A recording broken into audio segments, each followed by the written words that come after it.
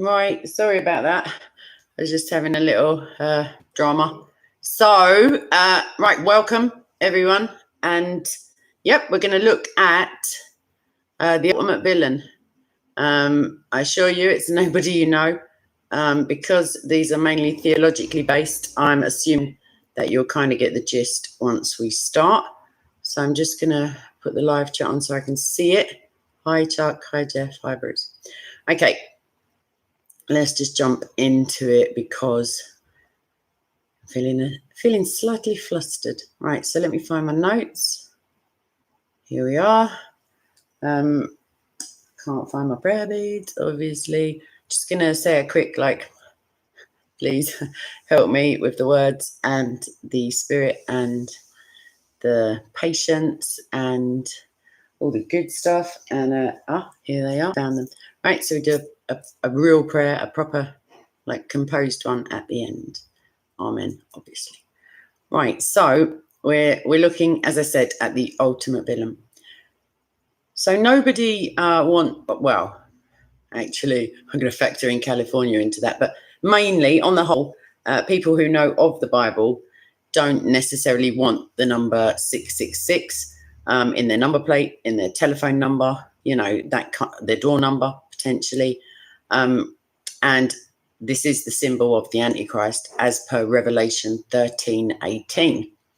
And if one ventures to mention the Antichrist, I guess usually people will start speaking about one of their favorite horror films, maybe, or possibly one of their old teachers, or, speak about Hitler or, something along those lines. Certain Protestants may speak of another well-known figure.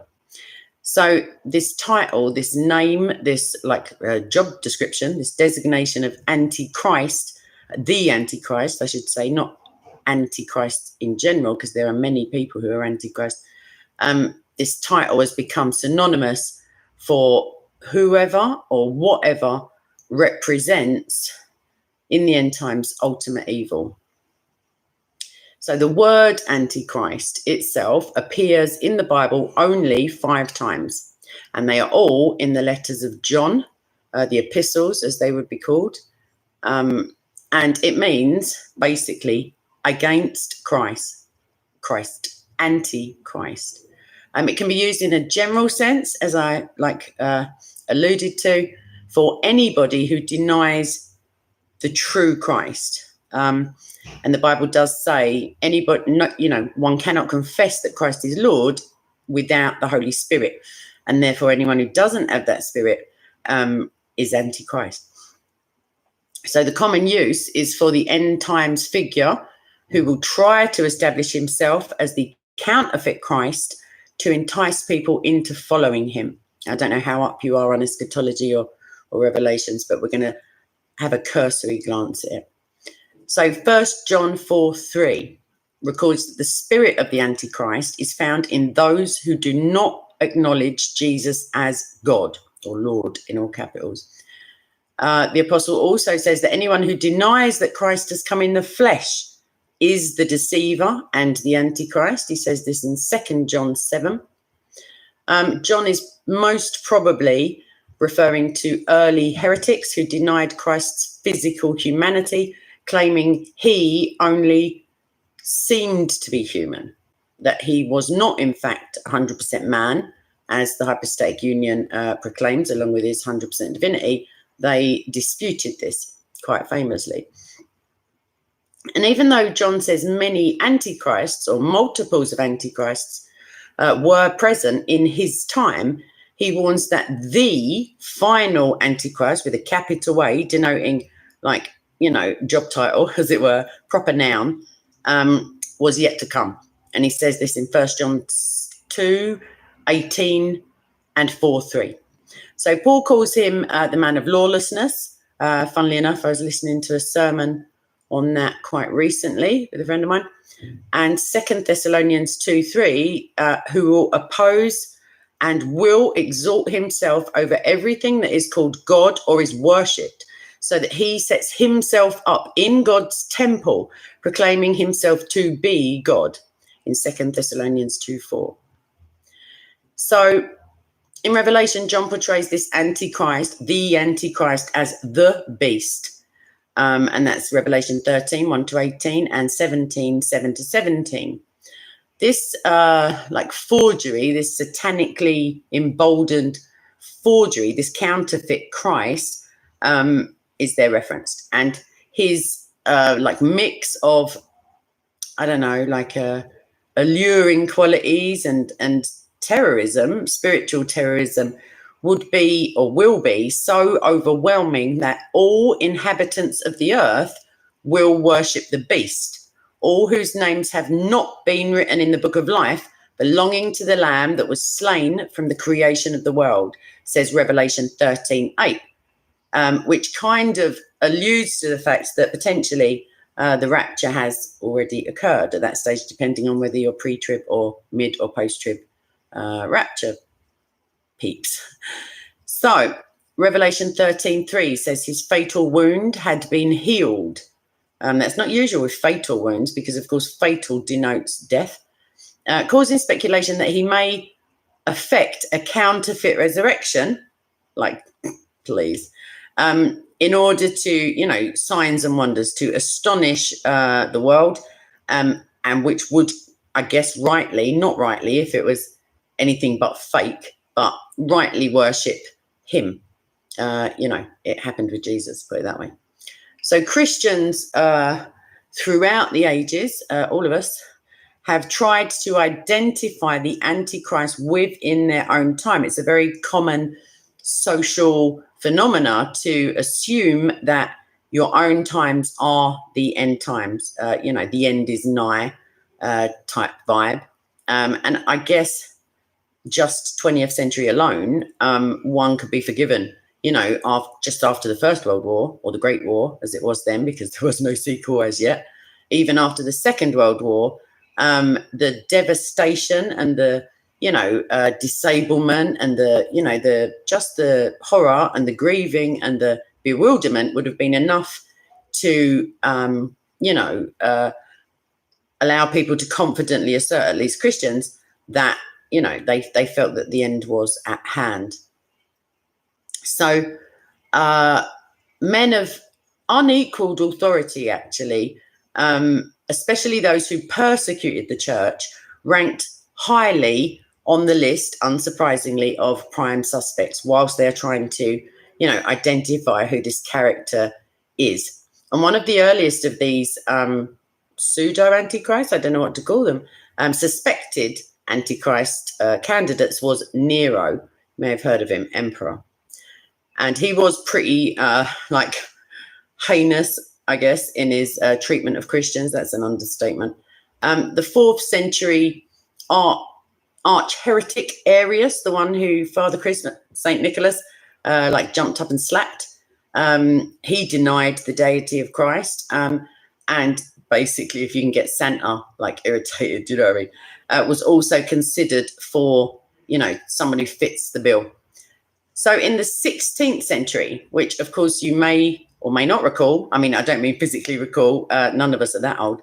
This is the century of the Reformation and the Counter-Reformation, and countless Christian on Christian violent episodes. The Reformers and Protestants persecuted by the Roman Catholic Church viewed the Pope as the Antichrist, and as a result, one presumes the Westminster Confession, which is still in use today, holds this to be true as a matter of, I don't say doctrine, but as a matter of fact. And anyone can view that. It's called the Westminster Confession. Just have a squeeze through. Adolf Hitler, most probably, is the most popular candidate of recent times, although Trump, literally Hitler, all that jazz. I guess he could have a little, he'd probably be quite flattered, to be fair, because it means he's the best at something again.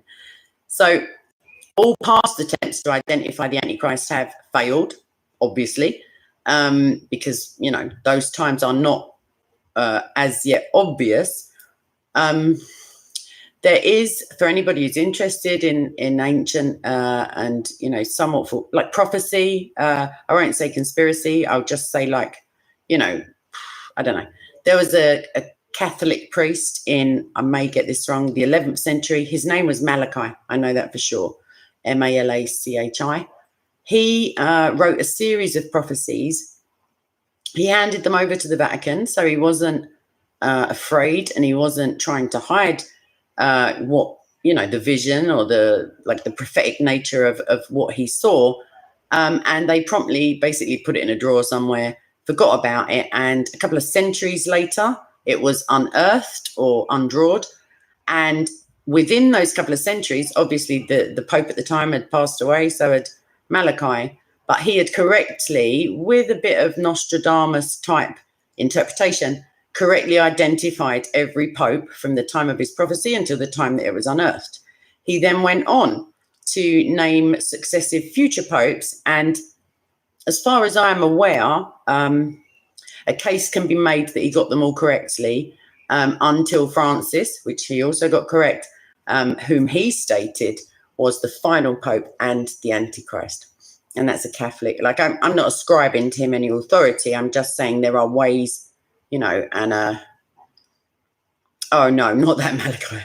No, not the biblical dude. That would be a long held prophecy if that were the case. No, just a priest. So, you know, even the very worst historical figures do not match up to the like gruesome predicted deeds of the end times tyrant, I guess we can call him.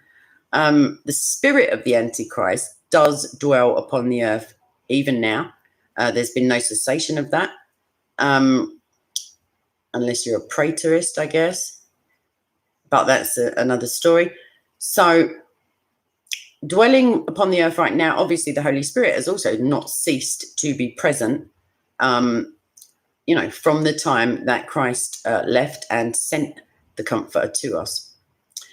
But as the Antichrist, the spirit of the Antichrist dwells here,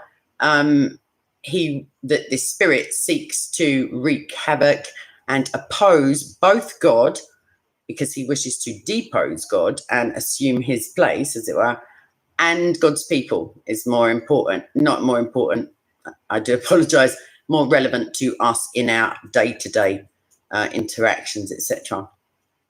Don't quite know how to tell you this, but the worst is yet to come. Fear not, obviously, for I'm speaking for Jesus here, have overcome the world. But yeah, it's not looking pretty for the future. And this like satanic, this member of the dark like triunity, like Trinity, the dark Trinity, obviously.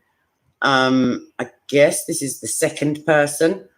Yep, the second person of the satanic Trinity will be personified during the end times, will be incarnated during the end times. Despite this, and despite his foretold temporary success, he will not prevail. We know that we don't fight to victory, we fight from it. We also know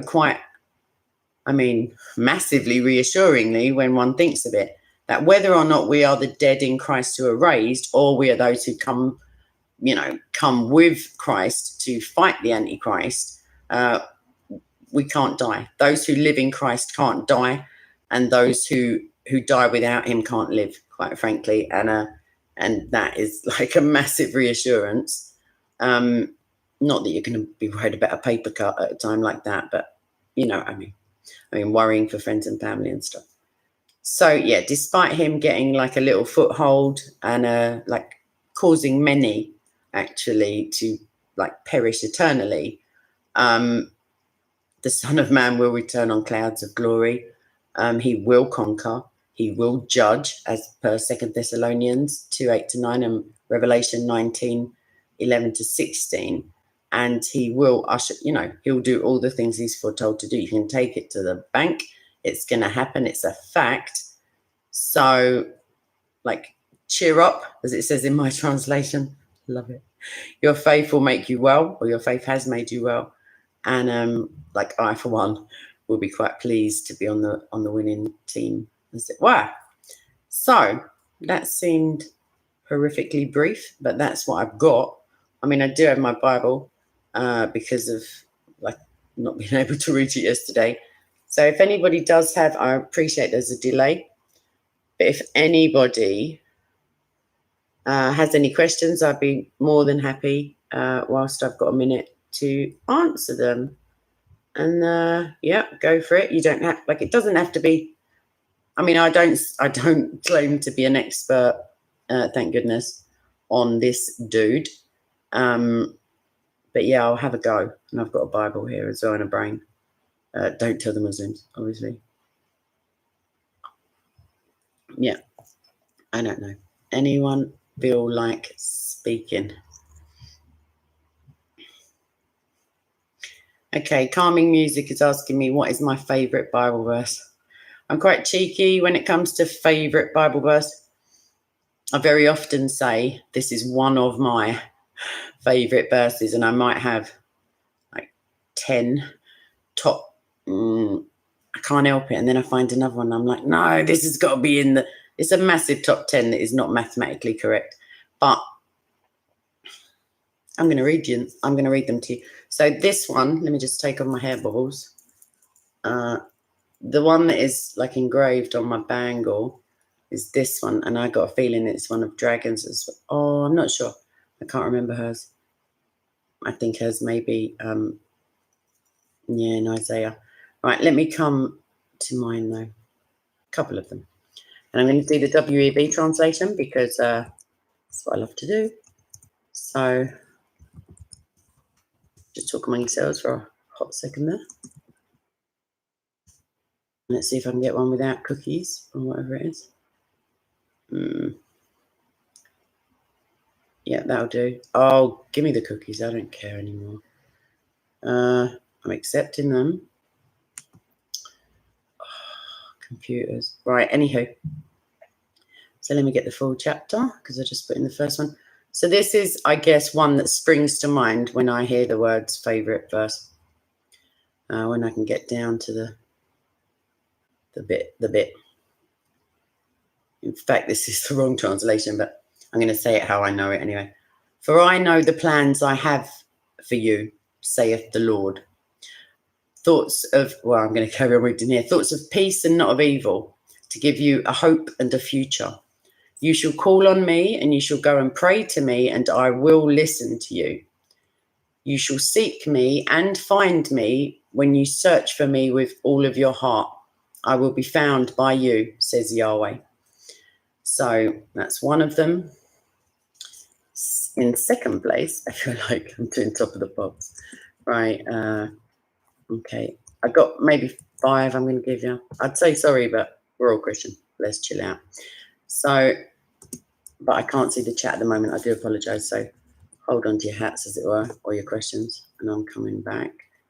So now, I love a bit of Bible.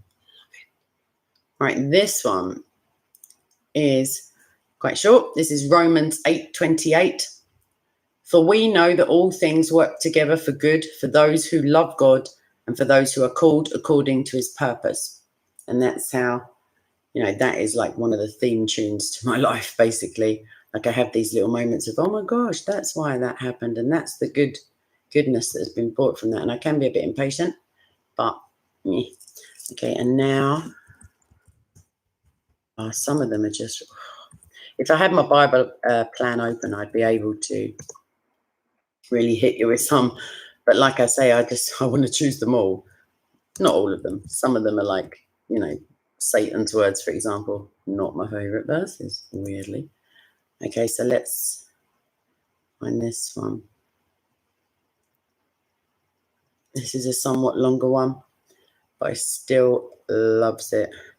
And I don't know the translation at the moment, but whatever. Let's go for it. It's quite long. If I speak with the languages of men and of angels, but don't have love, I have become sounding brass or a clanging cymbal. If I have the gift of prophecy and know all mysteries and all knowledge, and if I have all faith so as to remove mountains, but don't have love, I am nothing. If I dole out all my goods to feed the poor, and if I give my body to be burned, but don't have love, it profits me nothing. Love is patient and is kind. Love doesn't envy. Love doesn't brag, is not proud, does not seek after itself, is not provoked, takes no account of evil, doesn't rejoice in unrighteousness, but rejoices with the truth, bears all things, believes all things, hopes all things, endures all things. Love never fails, but where there are prophecies, they will be done away with. Where there are various languages, they will cease. Where there is knowledge, it will be done away with. For we know in part and we prophesy in part. But when that which is complete has come, then that which is partial will be done away with. When I was a child, I spoke as a child.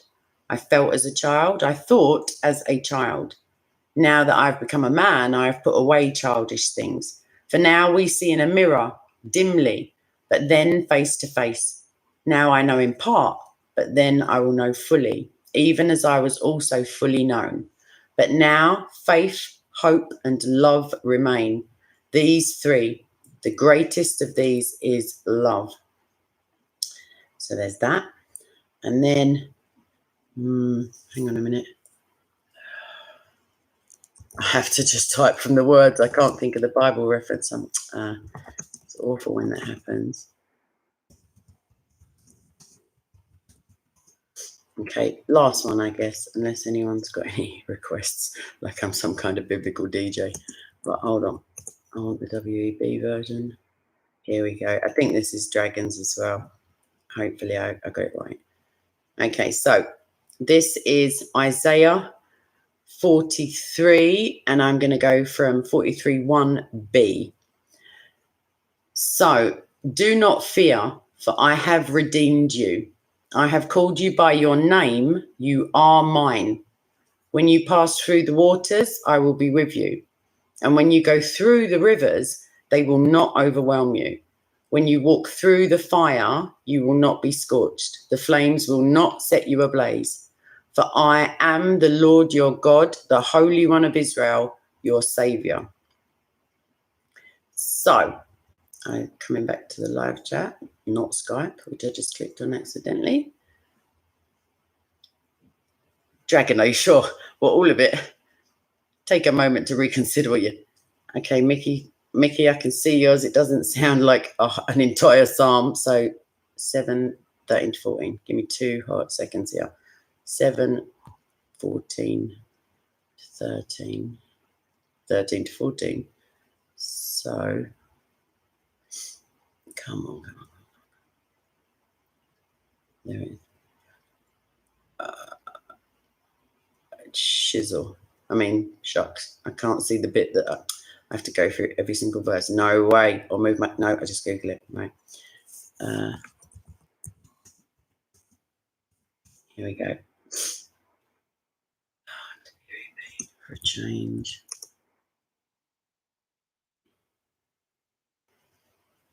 Okay. Enter through the narrow gate, for wide is the gate and broad is the way that leads to destruction, and many enter through it.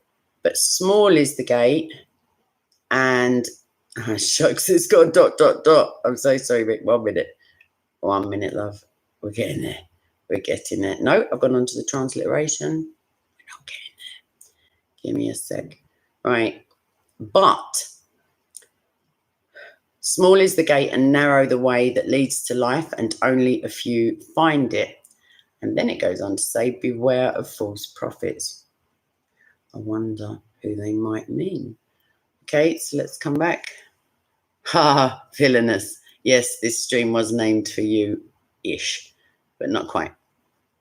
Armor of God, type in there with one hand, I guess, and being safe in whatever he's doing. That's great. Hi, Abel. Yeah, so anyone else got a favourite verse or a question? That would also be nice. Sorry, I can only literally see from Dragon at the top saying Psalm 25. She still hasn't amended that. to, oh, that's your favourite. I think that's what she's saying. Bless her. I'm sure she told me. She may also have like a top 50 in her top 10. Yes. Yeah, some will, Jeff, some will say Lord, Lord, and all that jazz. And they'll be leaving by the downstairs door, as it were. Okay, so Nana Don't Die, I still love that name, is asking, what do I think of mainstream media being the false prophet? I guess I have a contender in Muhammad, if you see what I mean, because of the literal antithetical nature of his teachings to the Bible. For example, I have a video about it, or where I discussed it at least. Muslim eschatology contains a mark that they will take to show they are faithful believers, I think on the head. And if you know your like Christian eschatology, the mark is the mark mentioned in Revelation is not a good look for Jesus, as it were. So it's literally the opposite thing. Also, like Yahweh says, don't lie. Christ says, don't hate in your heart. It makes you a murderer. However, Muhammad or Jibril or Allah says, smile in their face and hate in your heart. If you hate in your heart, spoiler alert, you are a murderer. I didn't forget the Pope armor of God. I mean, who can in this day and age? No, I didn't forget. I alluded to the fact, or I mentioned that's so true. He does need serious hugs from serious people. That's true. I think I may have just heard a Roman Catholic heckling me. Right. Okay. So let me read Abel's question before I start reading it out. Okay, so Abel is asking me, don't I think it's hypocritical of Muslims to say that we can't trust the authorship or authors of the Bible, even though they don't know who wrote the chapters of the Quran? I'd say even further than that, Abel. I mean, yes, I agree with that assessment, but I would say further than that. If you want to use, for example, Isaiah 53 or Song of Solomon's to confidently insert Muhammad, like it gets a bit rich, you know what I mean? Like it gets a bit of a cheek if you're saying, no, it's corrupt, except for the bits that I want to use. Like that seems odd to me.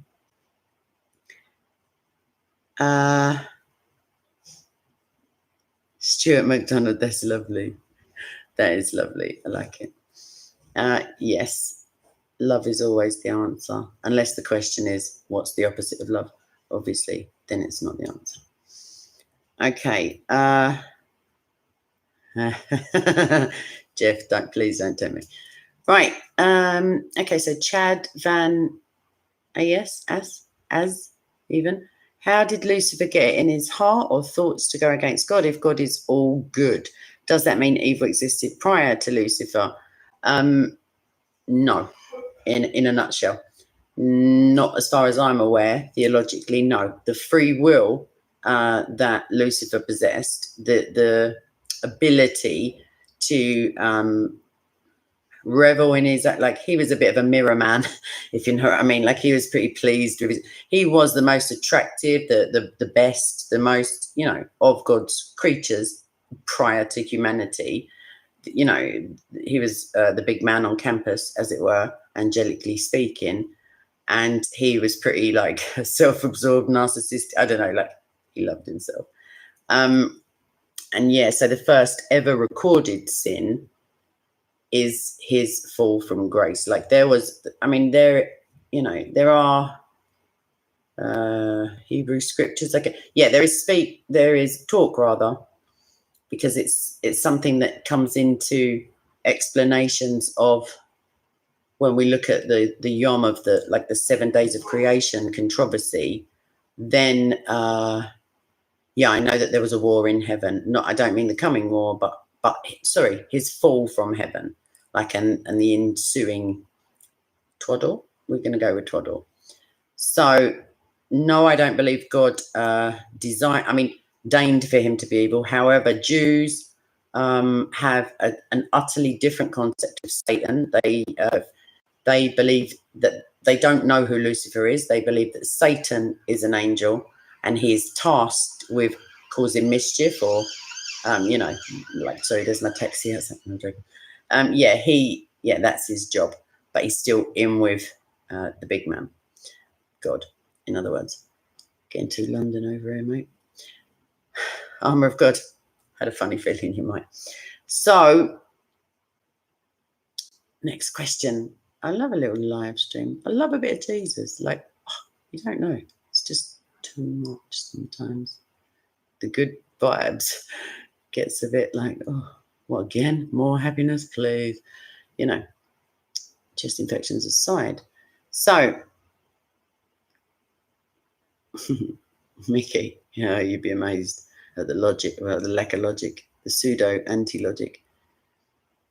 Samson, is there any particular reason? Because the whole chapter is like pretty big reading. So, yeah, if you can come at me with that reason.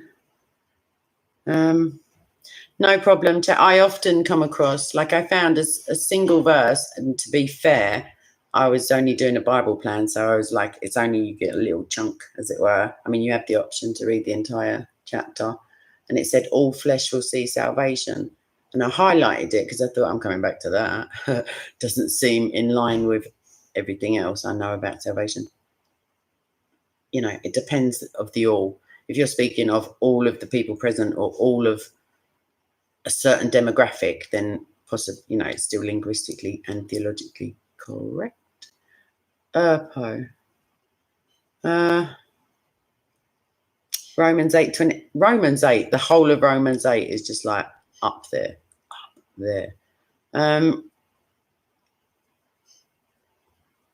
I'm going to read it, and yes, you are right. You are right, but you can pray in your own mother tongue. Like, you don't have to do it in English, if you know what I mean. But I'm going to get to Romans 8:26 and 7 because big up Paul. Love that geezer.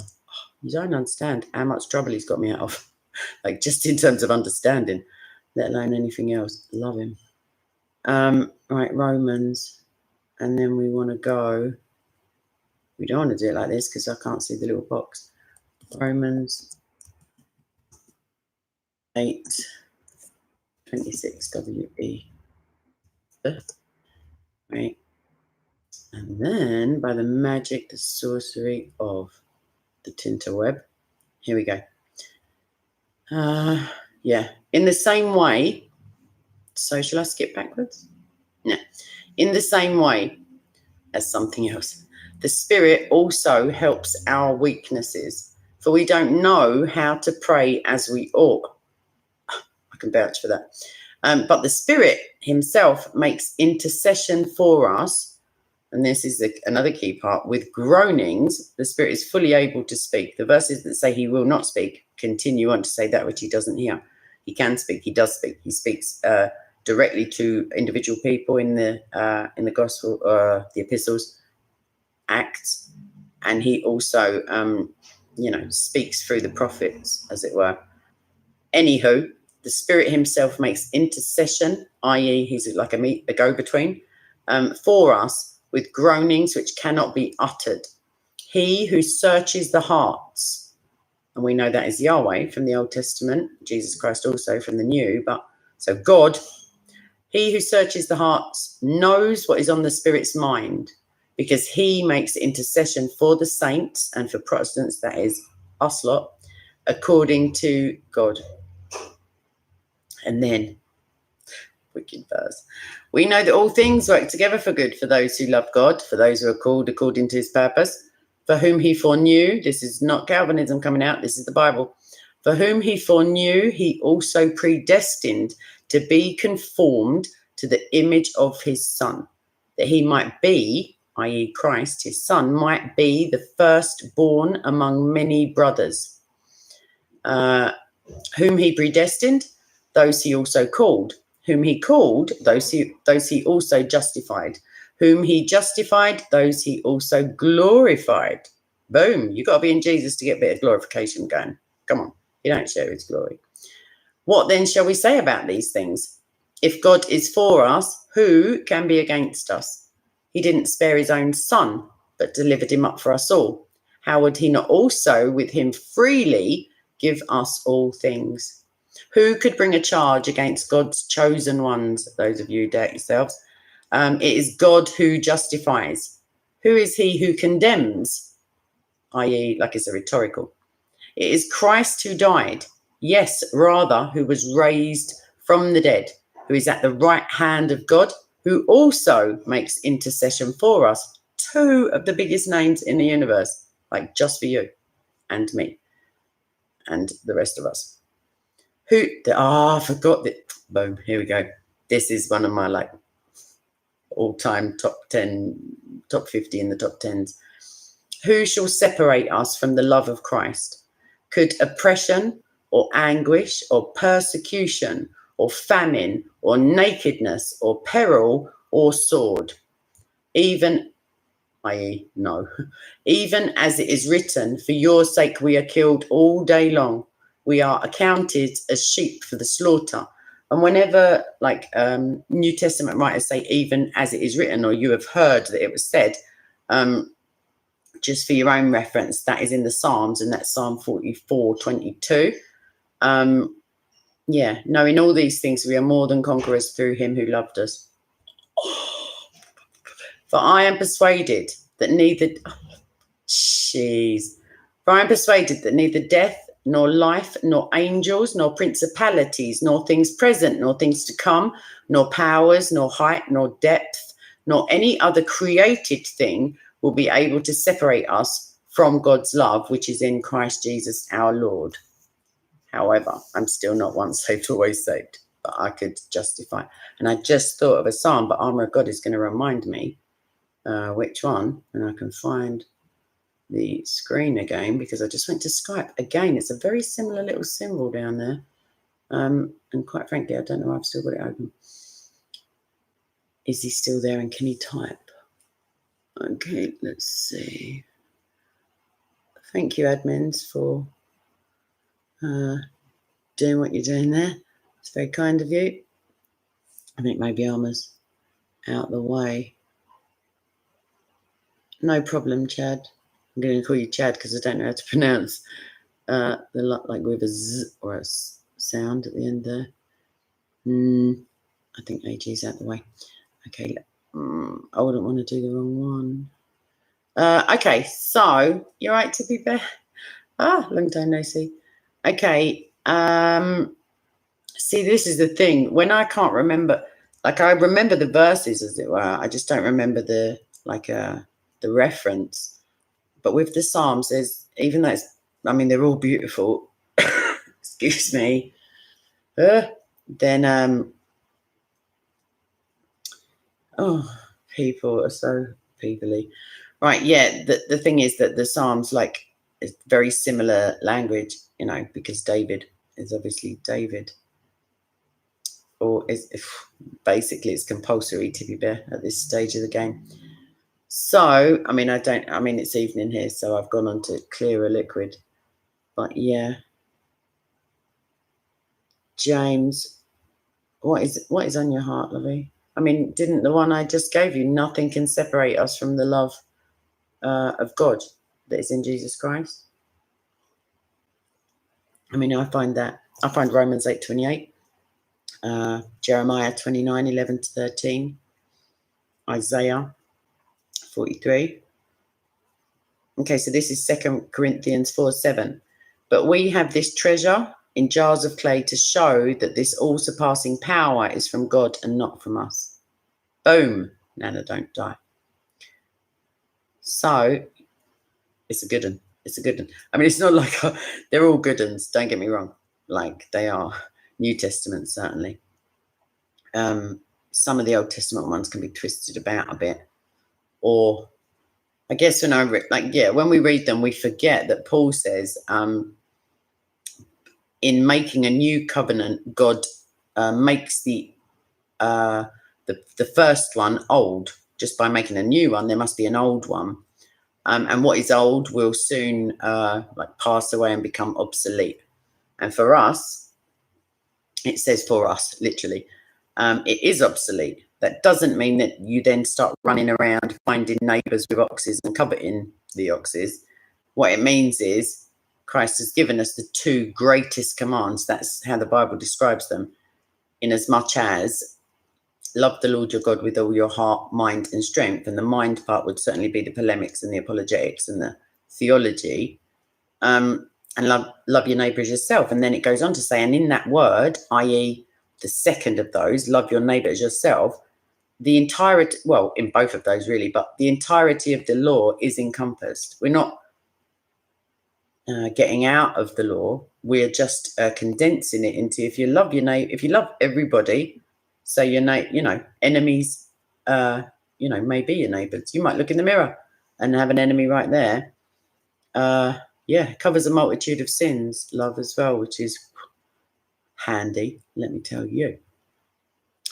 So, James, I hope something of that calmed you. There are specific verses like for, troubled hearts / nerves, etc. Yeah, Tippy Bear's saying that Satan is always trying to distort God's word from the beginning. And the serpent asks of God, like basically he says, are you sure he said that? Like I was listening, but don't think that's what he meant. So yeah, he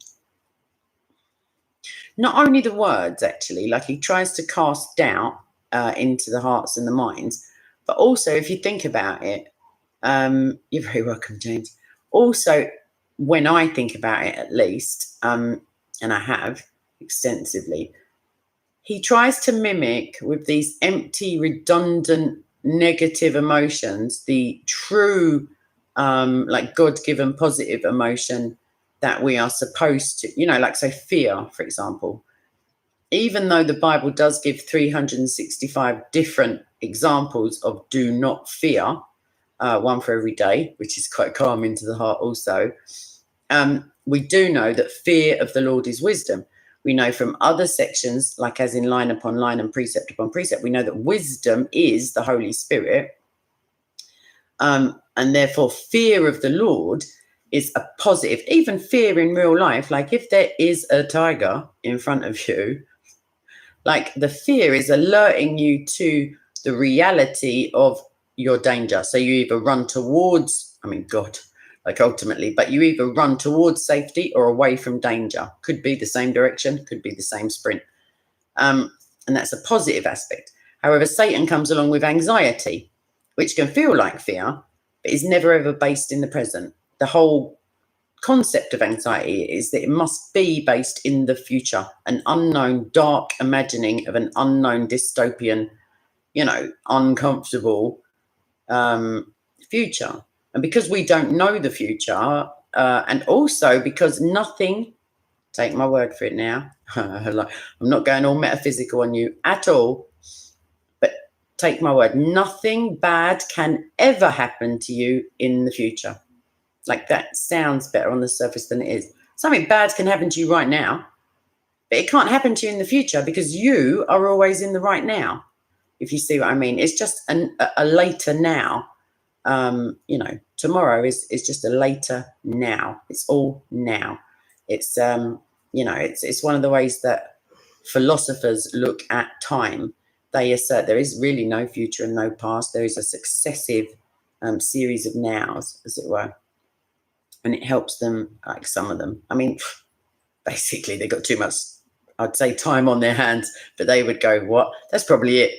They're probably charging by the hour, and they just got carried away. And so right, same difference, Tippy. I guess. You can't run away from falling. You can run into the ground, as it were. But I've got nothing against tigers. I just like them away from me, obviously, like somewhere nice and safe and cozy and tigery, whatever they get up to in their spare time. Seem to think like trees. Tires, that's zoos, little fluffy things that ultimately end up in a squeak and a little puddle of blood. I'm sure they find that all like tip top. So, last calls, last orders. feel like a barmaid every time I say it. That's exactly it, Dragon. Yeah. If God is for us, who can be against us? And that's another, like, a linguistic trick of basically showing you no one, nothing. You can't be separated by this, that, the other. You can walk through the waters, the fires, like all this stuff, like zilch, nada is going to happen to you, nothing, because God is with you. And like Yeshua, like, God saves. So I have Tippy been on TikTok lately. I haven't uploaded anything, but I did like a couple of your things. I think only today and yesterday. So thanks for those.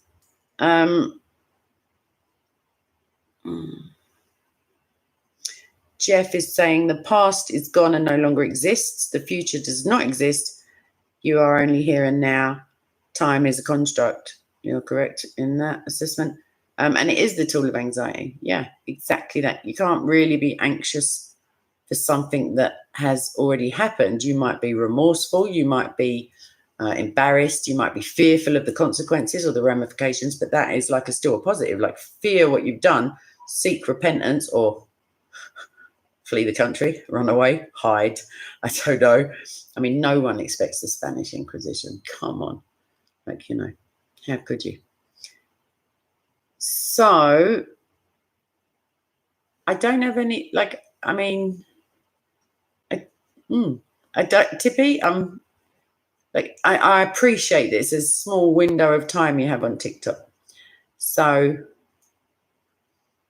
yeah, and I know they're they're snippets, as it were. Big writing of the topic. I mean, I think you got it covered, to be fair. So I'm going to step out as if I'm some kind of TikTok expert, because clearly that ain't me.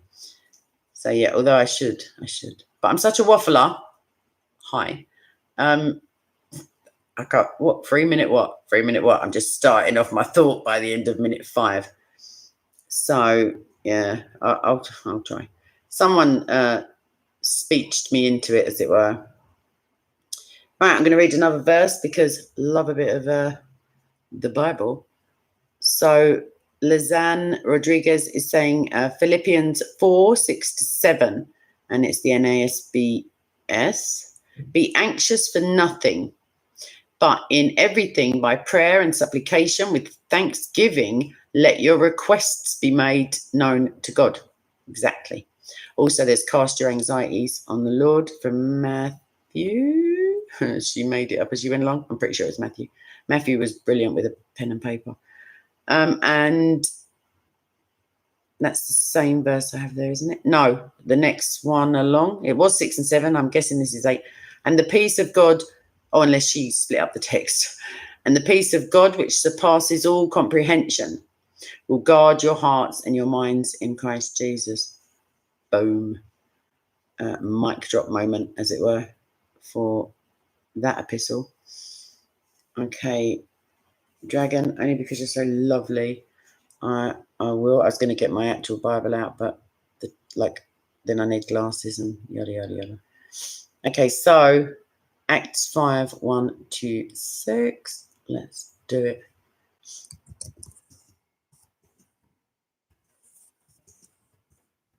All right, here we go. And then I'm going to get some honey and lemon going. Right. I think this is the website that irritates me because it wants me to start disabling ad blocker. Yep, I can't do it. Even if it was an easy process, just out of stubbornness, I will not be held hostage by a computer. Right. This is NIV. I was going to say unfortunately, but I mean, it's not my thing. So I'm going to find my preferred. It's always at the bottom. Here we go. Bob's your uncle. Right, let's have a go. Okay. Was it Acts 5:1-6-7? Let me come back. No, it was 5:1-6. Okay. Senility came in quick there. 5:1-6. Oh, I see what's going on here. They added a number. Right, let's see. But is this what you? I can't see the chat, so I'm assuming it's the story of the holy, like lying to. Yeah, let's get on with it. But a certain man named Ananias, with Sapphira, his wife, sold a possession and kept back part of the price, his wife also being aware of it, i.e., sold some stuff, tried to keep half the money, like a bit of a little con going on, and then brought a certain part, i.e., a portion of the takings, of the earnings, of the monies earned, and laid it at the apostles' feet. But Peter said, Ananias, why has Satan filled your heart to lie to the Holy Spirit and to keep back part of the price of the land? While you kept it, didn't it remain your own? After it was sold, wasn't it in your power? How is it then that you have conceived this thing in your heart? You haven't lied to men, but to God. So specifically, we see here that the Holy Spirit is God. And I can't remember where I'm supposed to end, but Ananias, hearing these words, fell down and died. Great fear came on all who heard these things. Yeah, I mean, bit of an overreaction. I'm joking, a bit dramatic. But yeah, the fear that seized him, got a feeling his wife went that way as well. What I would advise is that I don't have the link to hand.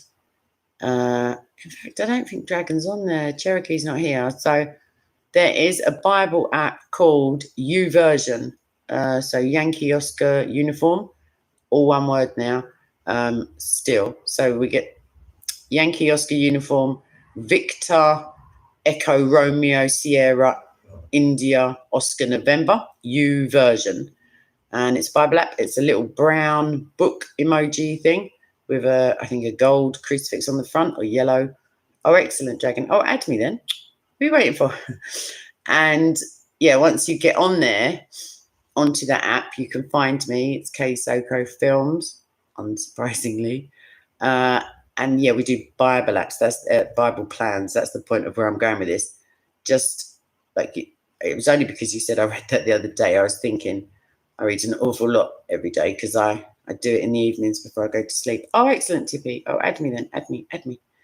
So yeah, so I'm doing 2 at the moment, 3. Such a fibber. But it is nice to be able to, like, as you shut your eyes, do you know what I mean? Like, that's firmly planted in your mind. It's easier to meditate on the word. I must admit, some of the meditating involves sleeping, but like I'm old fashioned like that. I do that last thing at night when I'm in bed. Anywho, oversharing, or weirdly like simplifying the sleep process. Let's just see the last thing here from Christian Creed. I'll go for that verbatim. Lord, hear our prayers. We ask you, O Lord, to wake up the sleeping chattel who think that Islam is the religion of peace. Right, rain down, I assume, your eminence, and show these poor souls the truth about Islam. Amen. Someone else said that to me, Tippy, the other day. Yeah, amazing the technology that goes on nowadays. Just click on the bit that it says friends within the bit where you'd top right, click on that thing, your icon, and then down there it will say friends. It will ask you, do you want to add from your contacts? But there is another way. Otherwise, drop it in the comment section, your name, and I will find you, because seasoned veteran over here. Okay, so I'm going to end with my own prayer because I'm running this ship, and there was a P on the end of that word. So let's have a go. Yes, it is K Soko Films, also the films. And it's my same logo that's the logo for this channel, which is the red, like the red shortened cross, the symmetrical cross, with the squiggles and the pretty bits around the edge. Squiggles is the technical term, you understand. Okay, so Lord, thank you for the ability to have my voice remain steady and not be coughing horrifically through the stream. So I got what I asked for. Thank you very much. Thank you also for everybody in the live chat, their well-being, their sense of knowing you and having you present within their hearts and in their lives. That's a blessing, a massive blessing. Even those who are, like, who've popped in and out of the chat, pray that you would calm the hearts of everybody, give them, cause them to remember Jeremiah 29:11, that you know the plans you have for us, and these plans are to prosper us and not to harm us, to give us a future and a hope. What more could you ask for, really? Oh yeah, the rest of the Bible, but you know what I mean. So thanks. I'm not going to make this a waffly prayer. However, what I would pray for all of us, but especially like me, it doesn't sound too selfish, but this is my regular prayer, is I pray for the fruits of the Spirit that are kindness, peace, patience, gentleness, goodness, self-control, faith, love, and joy.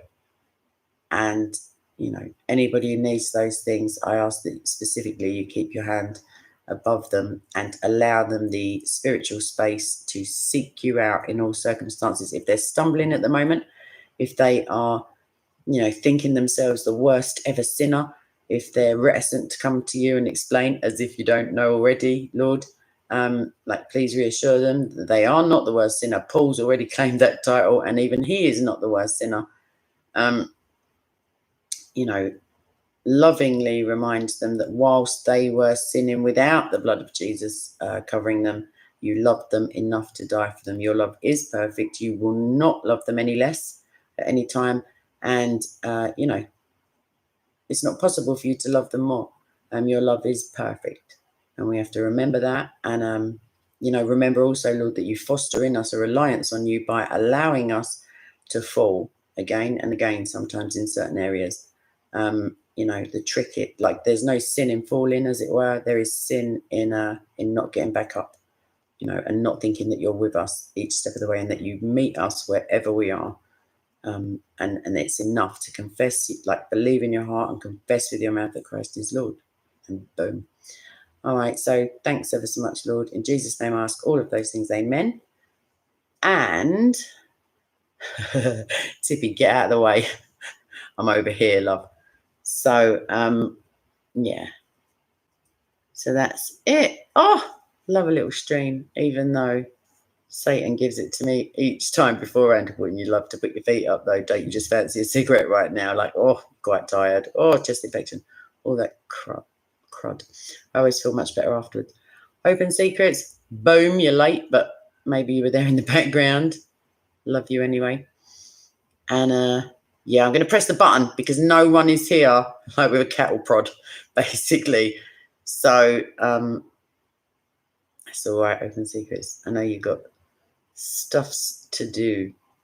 Thanks, Mickey Finn. I hope you're doing well, lovey. Taking each day, keeping, it similar to a certain slogan that you might know.